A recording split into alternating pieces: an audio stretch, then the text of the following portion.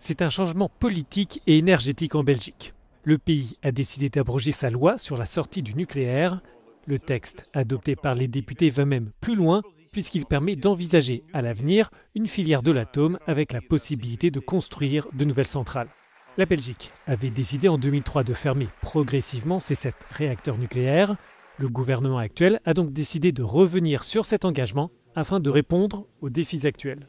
Aujourd'hui, il y a une modification de l'appréhension du nucléaire. On sait que c'est une énergie bas carbone, ce qui permet de remplir nos objectifs climatiques européens, mais aussi une énergie abondante. Et nous avons 3 objectifs qui sont partagés par les partenaires européens.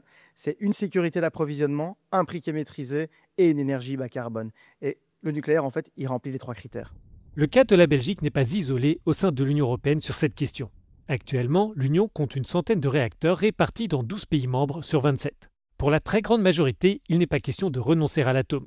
Or, cette dynamique favorable au nucléaire s'étend aussi auprès d'États qui ne s'appuient pas ou qui ne s'appuient plus sur cette technologie. L'atmosphère politique et les opinions publiques ont changé.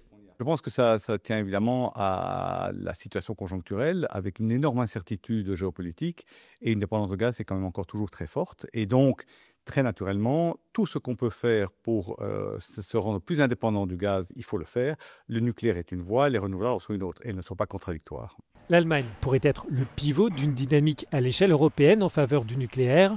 Si Berlin ne compte pas abroger sa sortie de l'atome, le nouveau chancelier semble ne pas vouloir interférer dans les projets prévus par ses partenaires de l'Union.